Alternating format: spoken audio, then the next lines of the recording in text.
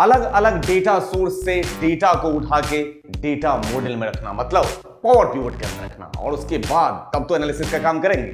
तो power pivot learning video series में आप लोगों के सामने आज रखता हूं। मेरे पास अगर डेटा जो है वो अदर सोर्स का डेटा है, वो 3 4 5 फाइल है मेरे पास जो कि किसी फोल्डर के अंदर रखा हो। उस फोल्डर के डेटा को इंपोर्ट करके मैं डेटा मॉडल में ऐड करना चाहता हूं पावर पिवट में। अगर हमारे पावर पिवट में फोल्डर से इंपोर्ट करने का फीचर अवेलेबल है तो कोई प्रॉब्लम नहीं है, बहुत आसान है काम करना। लेकिन अगर अवेलेबल नहीं भी है तो कोई और फीचर किसी और के थ्रू क्या मैं पावर पिवट में फोल्डर के डेटा को इंपोर्ट कर सकता हूं। वीडियो हमें ये आगे देखने को मिलेगा कि ये पावर पिवट में ही फीचर अवेलेबल है, इंपोर्ट फोल्डर, या मैं किसी और के सहारे इस प्रॉब्लम का सॉल्यूशन अचीव कर सकता हूं।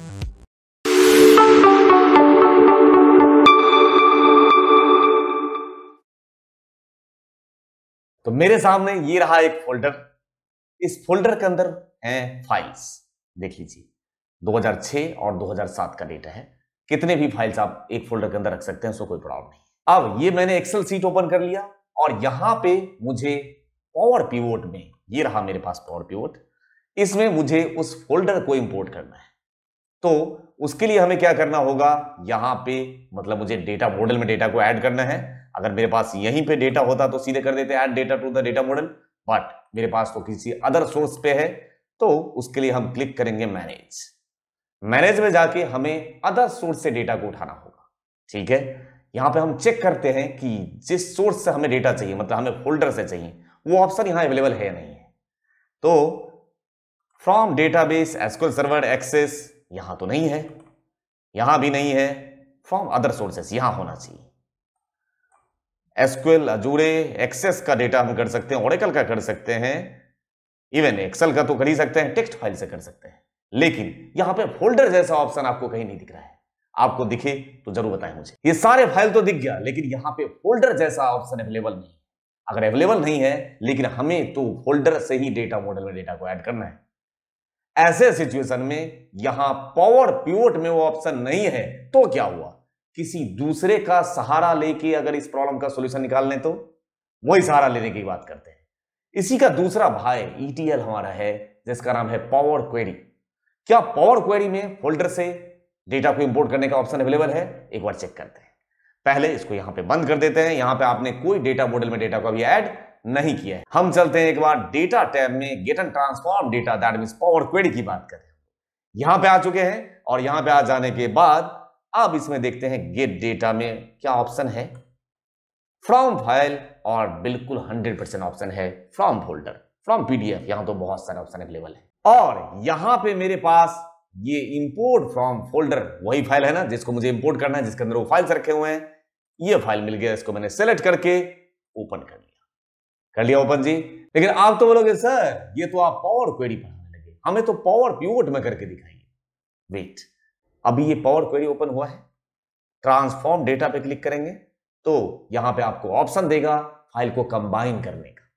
पहले फाइल को कंबाइन तो कर लें, उसके बाद देखते हैं पावर पिवट पे भी लेके चलेंगे इसको। यहीं से ये आ गया जी, डेटा आपका दोनों फाइल है ना, टेक्स्ट वाला दोनों फाइल है। यहां पे एक्सएलएसएक्स फाइल रख सकते हैं, कोई भी फाइल टाइप होगा, कोई प्रॉब्लम नहीं है, कई सारे फाइल रख सकते हैं। सेलेक्ट करके इन सब चीजों की अभी हमें जरूरत ही नहीं है, हटा दिया।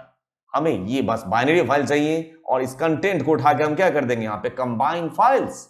अब ये कंबाइन होके एक फाइल में मर्ज हो जाएगा। ठीक है, अभी तक हम पावर क्वेरी में ही है। ये रहा वो फाइल, मर्ज होने के कगार पे है, मर्ज हो चुका है। और अब आप ओके बटन पे प्रेस कीजिए। ठीक है, ये उठा के डेटा को, दोनों फाइल को मर्ज करके, मतलब कंबाइन करके एक में कर देगा। एक में कर देगा तो डेटा एक फाइल में आ गया। उसके बाद का प्रोसेस फिर देखते हैं क्या करना चाहिए हम लोगों को। ये डेटा आपका मर्ज होके सिंगल फाइल में आ चुका है। इसके बाद का जो स्टेप स्टार्ट होता है वो पावर पिवट वाली कहानी शुरू होती है, जहां पे हमें डेटा मॉडल में इस फाइल को रखना है, तभी तो पावर पिवट। तो यहां पे अब आपको करना है क्लोज एंड लोड, नहीं close and load to. Power query के जरिए क्लोज एंड लोड टू पे क्लिक किया। जैसे क्लिक करेंगे आपके पास इंपोर्ट डेटा का विचार आएगा, जिसमें टेबल मिलेगा, बना सकते हैं आप यहीं कहीं टेबल। ओके बटन प्रेस कर देंगे तो ये टेबल एज अ डेटा यहां पे इंपोर्ट कर देगा। मतलब अगर आपके पास 50 लाख 70 लाख ऐसे रो हो तो आपका जो एक्सेल है वो दम तोड़ देगा, लेकिन पावर पिवट दम नहीं तोड़ेगा। वो लार्ज अमाउंट ऑफ डेटा के लिए यूज होता है। ठीक है, तो टेबल नहीं चाहिए, प्योर टेबल रिपोर्ट हमें नहीं चाहिए, हमें सिर्फ और सिर्फ हमें डेटा की यहां एक्सेल में जरूरत नहीं है, इसलिए मैं यहां पे इंपोर्ट नहीं कर रहा हूं, सिर्फ और सिर्फ कनेक्शन स्टैब्लिश करके छोड़ दे रहा हूं।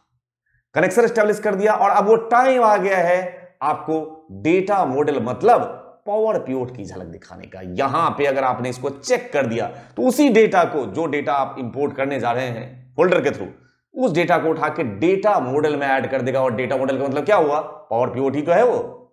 जब भी आप वर्ड डेटा मॉडल की बात कर रहे हो तो पावर पिवोट की बात कर रहे हो। अब यहां से कर दीजिए ओके बटन प्रेस, ये बहुत इंपॉर्टेंट था।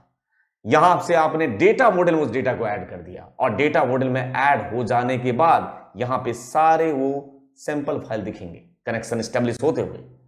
ठीक है, यहां पे सिर्फ और सिर्फ क्या हो जाएगा, कनेक्शन स्टैब्लिश कर दिया, इसने कनेक्शन बन चुका है फाइल के बीच में।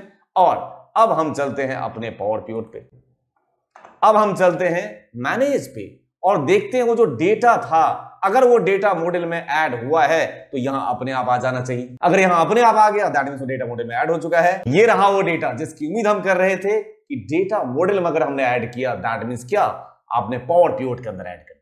ठीक है, तो अगर हम पावर पिवोट में इंपोर्ट फोल्डर को यूज करना चाहें, वो डायरेक्ट ऑप्शन अवेलेबल नहीं है, लेकिन हम पावर क्वेरी के एसोसिएशन के साथ ये काम कर सकते हैं, जिसको मैंने करके दिखाने की कोशिश की आप लोगों के सामने, पावर क्वेरी का हेल्प लेते हुए पावर पिवोट में इंपोर्ट फोल्डर का यूज करके दिखाया। अब पावर पिवोट सीरीज में एक कदम आगे बढ़ने का टाइम आ गया है। डेटा को इंपोर्ट करना मैं इसलिए सिखा रहा हूं, पहले फंडामेंटल लेवल की बात कर रहे हैं कि जब आपको डेटा इंपोर्ट करना आएगा, डेटा के साथ खेलना आएगा, तभी उसको एनालाइज कर सकते हैं।